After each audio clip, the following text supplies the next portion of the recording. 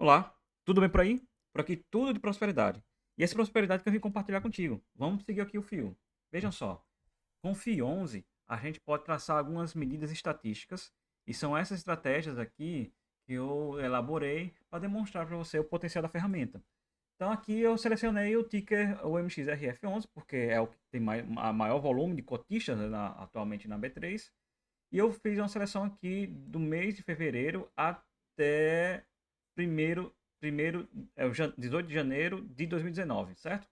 Então eu apliquei aqui a fórmula fundos, informação geral, passei o ticker e passei a data. Ele me retorna uma lista. Eu estou pegando justamente da segunda coluna o item 7, certo? Da segunda linha, o item 7, a coluna 7. E aí que é justamente o que eu tô retornando aqui, são a quantidade de cotistas para o mês de referência que foi passado. Então, de base, de posse desses dados, o que eu fiz? Eu fiz uma reordenação, eu fiz uma carry aqui, então estou fazendo uma seleção e estou ordenando de forma crescente, certo? Então, de 19 até 25. Só ordenei os dados. E aqui que tá. Aqui eu fiz uma métrica, né, de crescimento percentual mês a mês. Então, desse mês de janeiro para fevereiro, cresceu 6,55 da quantidade de cotistas, certo? E assim subsequente. Fiz o desvio padrão para essa estatística aqui, para essa média. E o desvio padrão indica que nós temos 15, é um indicativo de que a variação mensal ela está dispersa em torno da média, né, de 5,15% ao mês, certo? E aqui eu fiz o seguinte, saí de porcentagem mês a mês e vim para quantidade, né? Então aqui está a diferença de um mês para o outro da quantidade de cotistas. Então nesse mês aqui cresceu 7.851 cotistas, no mês seguinte foi zero, no próximo foi 2.296 e assim vai. E aí eu tracei essa estratégia aqui, ó, de calcular a média das variações. Então é só uma média simples. Então a média das variações foi isso aqui, ó, 17.117,46 cotistas. Esse valor indica que a variável média do número de cotistas entre os meses, e em média o número de cotistas variou nesse 117 e 177, certo? Para cima ou para baixo. Pode ter variado de forma positiva ou negativa. É uma média. E nesse desvio padrão é justamente a mesma estratégia. Com um valor de desvio padrão relativamente grande comparado à média de 17,177, que é esse aqui, então isso indica que a flutuação do número de cotistas é bastante grande, certo? É a variação, a dispersão, né, entre número de cotistas de mês a mês, ela não é constante, certo? Ela tem uma variação, que pode ser negativa ou positiva. Contudo, a taxa de crescimento anual composta, ou carga mensal, né? Ele indica para a gente que a variação mensal de cotistas segue essa taxa aqui todo mês e que isso é uma evolução da quantidade de cotista. Embora a média, né? Pode ser haver uma crescente, um crescimento maior ou menor, certo?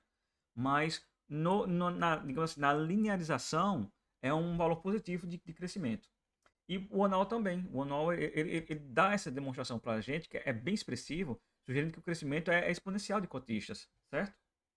E aqui eu tracei esse gráfico, ele está trazendo para a gente a evolução unitária, ou seja, aqui não tem variação porcentagem de percentual, certo? É só quantidade de cotistas mesmo. E aqui, esse gráfico é justamente espelhando essa diferença do número de cotistas mês a mês. Você percebe aqui justamente o desvio do padrão está mostrando aqui, ó. A oscilação é grande, tá vendo? Ó? Nesse mês aqui, ó, cresceu percentualmente muita quantidade de cotistas, certo? Nesse mês aqui não, caiu, caiu. Aqui cresceu também. Então, assim, não é linear a crescente de cotistas do MXRF11. Mas o CAG mostra pra gente que no somatório, quando você lineariza, ele é positivo, ele é um valor positivo. E anual, ele chega a ser exponencial, certo? Então, gente, eu quis trazer esse estudo aqui para a gente demonstrar como você pode extrair algumas métricas com a ajuda do FIONZE. E aqui eu fui pegando outro exemplo, né? Vou usar agora o HGLG. E o FIONZE vai trazer todas as informações para você aqui. Ele está trazendo da base.